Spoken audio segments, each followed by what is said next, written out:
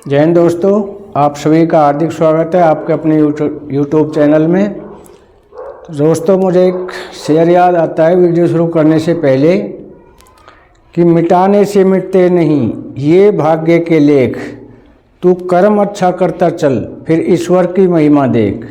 तो साथियों, हम इस संसार में आए तो हमें ऐसे अच्छे कर्म करने चाहिए ताकि सभी हमारी सराहना करें। तो यही कर्म पीएम मोदी जी ने किए हैं और पीएम मोदी का 8वां वेतन आयोग जो मास्टर स्ट्रोक हो गया कामयाब, देखें नतीजा। दूसरा हम करेंगे मेरा देश उदास न हो फिर दीप जलेगा तीर डलेगा। तीसरा है परिवारवाद पर उन्होंने अटैक किया। तो साथियों, ये वीडियो बहुत महत्वपूर्ण है। किस तरह से पीएम मोदी ने चौके पे छक्का मारा और ठीक चुनाव से पहले 8वें वेतन आयोग का गठन करके किस तरह से स्थिति को काबू किया। आगे हम पूरी वीडियो दिखाएंगे पीएम मोदी ने क्या कहा, क्या विचार व्यक्त किए। तो साथियों, पीएम मोदी का मास्टर स्ट्रोक साबित, इससे एक अच्छी लहर देश में बन रही है और लगता है कि मिडिल क्लास का पूरा फ़ायदा होगा। क्या होगा फिटमेंट फैक्टर? हाँ जी दोस्तों, जैसा कि उन्होंने कहा है, इसमें वीडियो देखें। कितने तूफानों को पार कर दिया जलाया है, बहुत अंधियारा, अब सूरज निकलना चाहिए। जिस तरह से भी हो ये मौसम बदलना चाहिए। लाखों सरकारी कर्मचारी रहते हैं, यहां लाखों पेंशनर, डबल फायदा होने वाला है। टैक्स में छूट मिली है, 8वें वेतन आयोग की भी घोषणा की है। हम मिडिल क्लास के, नियर मिडिल क्लास के सामर्थ्य को बढ़ाना चाहते हैं। जहां हमने 10 लाख की टैक्स में छूट में मांग की थी, उन्होंने 10 नहीं 12 लाख की मांग जो है एक्सेप्ट की। और इसी तरह जहाँ हमारी सोच ख़त्म होती है वहाँ से उनकी शुरू होती है। हमारे माइंड में ये था, लेकिन उन्होंने वो कर दिखाया कि पब्लिक की मांग 10 लाख की थी और उन्होंने 12 लाख तक की छूट दे दी। इसी तरह से अभी फिटमेंट फैक्टर पर क्लास लगाए जा रहे हैं कि कोई कह रहा है 1.92 से लेके, कोई कह रहा है 2252 से, लेकिन आप देखना लास्ट जो है 2.86, शायद उससे भी कहीं ज़्यादा फिटमेंट फैक्टर होगा। तो इसके बारे में उन्होंने क्या कहा कि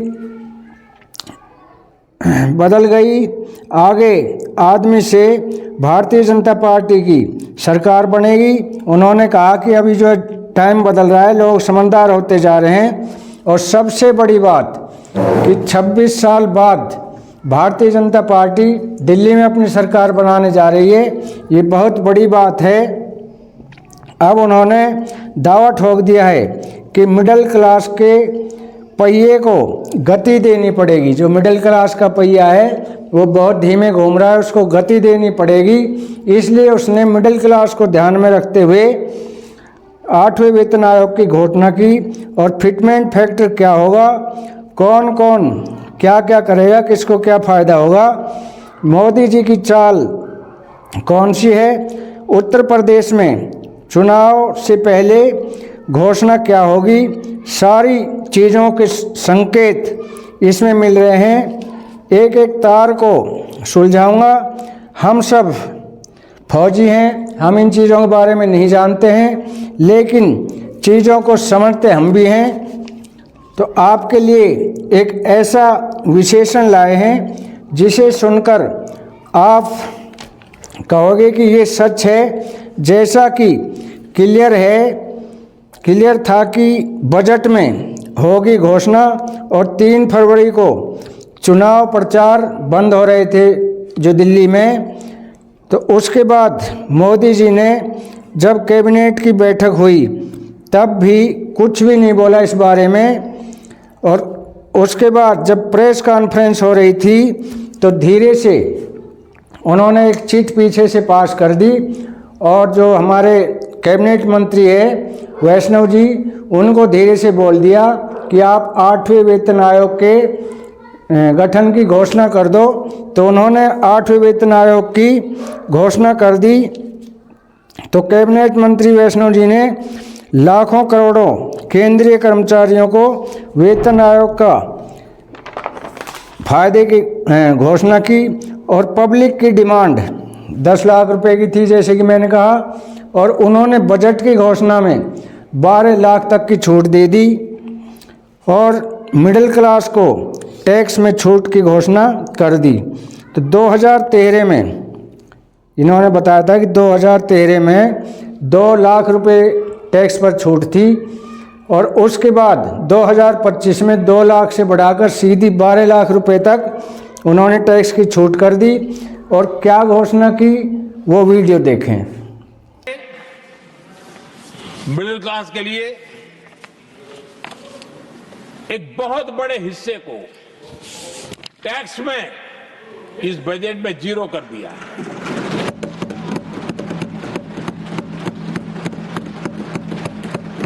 तो 2013 में 2 लाख तक की आय टैक्स में मुक्ति थी, इनकम टैक्स में 2 लाख तक मुक्ति थी। आज हमने 12 लाख तक टैक्स में मुक्ति कर दी।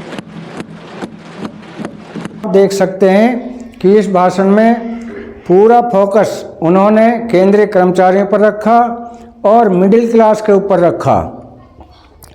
तो बजट में जो घोषणा की वो मिडिल क्लास को मद्देनज़र रखते हुए की, तो सही बात है। कल उन्होंने अपने 92 मिनट के भाषण में कहा कि किसको क्या फ़ायदा होगा, कितना फिटमेंट फैक्टर होगा, वो भी इन्हीं की जुबान से सुने, वीडियो देखें। 8वें वेतन आयोग की भी घोषणा की है। 8वें वेतन आयोग के बाद आपकी सैलरी और आपका पेंशन दोनों बढ़ने वाला है। मिडिल क्लास की एस्पिरेशंस को समझने वाली सरकार, उनके सपनों को समझने वाली सरकार ऐसे ही फैसले लेती है। अब उन्होंने 8वें वेतन आयोग का चौके पे छक्का मारा, तुरंत चुनाव से पहले घोषणा की और गली गली में इसका प्रचार किया। उसका बेनिफिट दिल्ली इलेक्शन में उनको क्या मिला, 8 तारीख को नतीजे आएंगे, वो आपके सामने होंगे। तो साथियों, अब मैं बात करूं तो सारे एग्जिट पोल दिखा रहे हैं, जैसे एक्सिस, माई इंडिया और चाणक्य, सीएनसी, मैट्रिक्स, जीबीजी, यानी 15 में से 20 में से 15 एग्जिट पोल सर्वे के नतीजे दिखा रहे हैं कि भारतीय जनता पार्टी की सरकार बन रही है। और इसमें बड़ा फैक्टर 8वें वेतन आयोग की घोषणा और टैक्स में 12 लाख तक की छूट प्रमुख मुद्दे हैं। तो साथियों, उन्होंने राज्यसभा में कहा कि तमाशा करने वालों को क्या खबर कि हमने तूफानों में दिए जलाए हैं। और उन्होंने कहा कि बहुत अंधियारा हो चुका है, अब सूरज निकलना चाहिए, जिस तरह से भी हो, बस मौसम बदलना चाहिए। ये भी उनकी वीडियो देखें। तमाशा करने वालों को क्या खबर, तमाशा करने वालों को क्या खबर, हमने कितने तूफानों को पार कर दिया जलाया है, हमने कितने तूफानों को पार कर दिया जलाया है बहुत अंधियारा, है बहुत अंधियारा, अब सूरज निकलना चाहिए, अब सूरज निकलना चाहिए, जिस तरह से भी हो ये मौसम बदलना चाहिए। और फिर उन्होंने कहा कि मेरा देश उदास न हो, फिर दीप जलेगा तीर ढलेगा। परिवारवाद पर उन्होंने अटैक किया, जवाहरलाल नेहरू की बात की, भीमराव अंबेडकर की बात की और सबका साथ सबके विकास की बात की और मेक इन इंडिया पर जोर दिया। और उन्होंने वो बहुत ही दूरगामी है, अगम बुद्धि है। 2026 में जो बिहार है वहाँ पे विधानसभा के इलेक्शन है और वहाँ के जो नीतीश कुमार जी है वो उनके घनिष्ठ और अशिष्ट मित्र हैं और उनको जहाँ नीतीश जी उनके घनिष्ठ मित्र, वहीं 2027 में तीसरा उनका पॉइंट है कि जो हमारा 18 महीने का डीए एरियर है अब उसका भी क्लियर हो चुका है कि वो भी मिलेगा, क्योंकि 2027 में यूपी में इलेक्शन है। तो गरीबों के लिए क्या कहा वो भी मोदी जी से सुने। गरीबों को शक्ति देने के लिए, गरीबों के सशक्तिकरण के लिए जितना काम हमारे कार्यकाल में हुआ है, हमारी सरकार के द्वारा हुआ है, इतना पहले कभी नहीं हुआ। गरीबों का सशक्तिकरण और गरीब ही गरीबी को परास्त करे, उस दिशा में हमने योजनाओं को आकार दिया। और मुझे मेरे देश के गरीबों पर भरोसा है, उनके सामर्थ्य में भरोसा है। अगर अवसर मिल जाए ना तो वो हर चुनौतियों को पार कर सकता है। और गरीब ने करके दिखाया है। योजनाओं का लाभ लेते हुए, अवसरों का फायदा उठाते हुए, सशक्तिकरण के माध्यम से 25 करोड़ गरीबी को परास्त करने में सफल हुए। 25 करोड़ लोगों को गरीबी से बाहर निकालना ये हमारे लिए गर्व का विषय है कि हमने एक बहुत बड़ा काम किया है। जो लोग गरीबी से निकले हैं, कठोर परिश्रम करके निकले हैं, सरकारी पर भरोसा करते हुए, योजनाओं को आधार बना करके, और आज गरीबी से निकलकर वो एक न्यू मिडिल क्लास हमारे देश में अर्जित हुआ है। आदरणीय सभापति जी, मेरी सरकार इस न्यू मिडिल क्लास और मिडिल क्लास के साथ डट करके खड़ी है और बहुत कमिटमेंट के साथ हम खड़े हैं। हमारी न्यू मिडिल क्लास और मिडिल क्लास की आकांक्षाएं आज देश के लिए गति देने वाली शक्ति है। हमारे देश की एक नई ऊर्जा है, देश की प्रगति का सबसे बड़ा आधार है। हम मिडिल क्लास के, नियर मिडिल क्लास के सामर्थ्य को बढ़ाना चाहते हैं। हम 70 साल से ऊपर के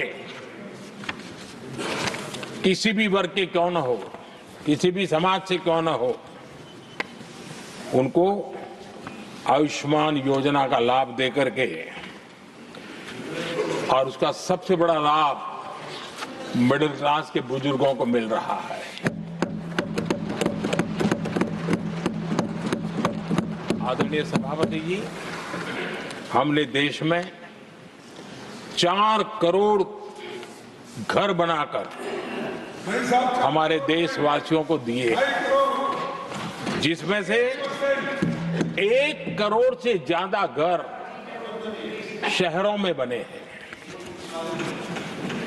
हमने घर खरीदने वालों के साथ बहुत बड़ा फ्रॉड हुआ करता था, उनको सुरक्षा देना बहुत जरूरी था। और इसी सदन में हमने रेरा का कानून बनाया है, जो आज मध्यम वर्ग के घर के सपने के खिलाफ जो रुकावटें थी उसको दूर करने एक महत्वपूर्ण हथियार बना है। इस बार बजट में स्वामी इनिशिएटिव लाया गया है, जो हाउसिंग प्रोजेक्ट अटके हुए हैं, जिसमें मध्यम वर्ग के पैसे रुके हुए हैं और उनकी सुविधाएं अटकी हुई हैं। उनके उस काम के लिए 15,000 करोड़ रुपया इस बजट में हमने आवंटित किया है, ताकि मध्यम वर्ग के उन सपनों को पूरा कर सकें। आदरणीय सभापति जी, स्टार्टअप का रिवॉल्यूशन जिसको आज दुनिया ने देखा है और उसका एक प्रभाव भी है। ये स्टार्टअप चलाने वाले कौन है? ये स्टार्टअप चलाने वाले नौजवान ज्यादातर मिडिल क्लास के नौजवान हैं। आज पूरी दुनिया भारत के प्रति आकर्षित है, खास करके G20 समूहों की देश के 50-60 स्थानों पर जो मीटिंगें हुई, उसके कारण भारत को जो पहले सभी दिल्ली, मुंबई या बेंगलुरु मानते थे, भारत को विशालता का उनको पता चला है और आज विश्व का भारत के टूरिज्म के प्रति आकर्षण बढ़ा है। और जब टूरिज्म बढ़ता है तो व्यवसाय के भी अनेक अवसर आते हैं और उसका लाभ भी हमारे मिडिल क्लास को बहुत मिलने वाला है, उनके आय के साथ। आदरणीय सभापति जी, आज हमारा मिडिल क्लास आत्मविश्वास से भरा हुआ है और ये अभूतपूर्व है। ये अपने आप में एक बहुत बड़ा सामर्थ्य बना देता है देश का और मुझे पूरा विश्वास है कि भारत का मध्यम वर्ग विकसित भारत के संकल्प को साकार करने के लिए कमर कस करके खड़ा हो गया है, हमारे साथ चल पड़ा है। आज की हमारी जानकारी अच्छी लगी हो तो लाइक, शेयर और सब्सक्राइब करें और कल फिर मिलेंगे हम इसी तरह की किसी अन्य और महत्वपूर्ण जानकारी को लेकर। तब तक के लिए जय हिंद, जय भारत।